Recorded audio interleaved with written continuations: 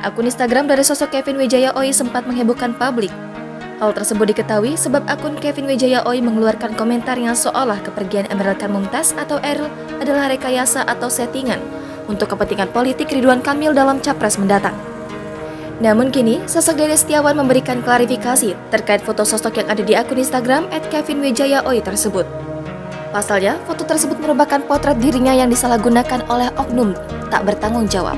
Dilansir dari akun Instagram @lambe_turah mengunggah sebuah video klarifikasi dari Dede Setiawan mengenai foto di akun Instagram Kevin Wijaya Oi, merupakan potretnya yang disalahgunakan pada Senin 6 Juni 2022. Dalam kesempatan itu, Dede Setiawan memberikan pernyataan melalui video klarifikasi terkait akun Instagram Kevin Wijaya Oi bukanlah dirinya. Ia juga mengatakan bahwa foto dirinya telah disalahgunakan oleh oknum yang tidak bertanggung jawab. Tak hanya itu, Dede kembali menegaskan jika yang melakukan komentar itu bukanlah akun miliknya, melainkan bahwa ada seseorang yang menyalahgunakan fotonya.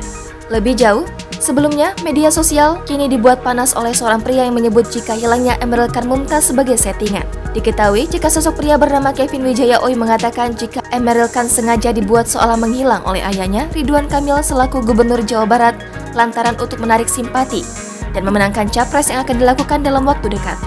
Atas pernyataan itu, sosok pria tersebut lantas menjadi bulan-bulanan dan tengah diburu warganet lantaran disebut tak memiliki hati. Dilansir dari akun Instagram @lambe.pedas mengunggah sebuah pernyataan dari seorang pria yang menuding jika hilangnya Eril adalah settingan agar Ridwan Kamil bisa menjadi capres dan menang pada Minggu 5 Juni 2022. Dalam pernyataan tersebut, pria dengan nama Kevin Wijaya Oi itu menuliskan statementnya di kolom komentar dalam salah satu postingan di akun Instagram pribadi Emeril Khan.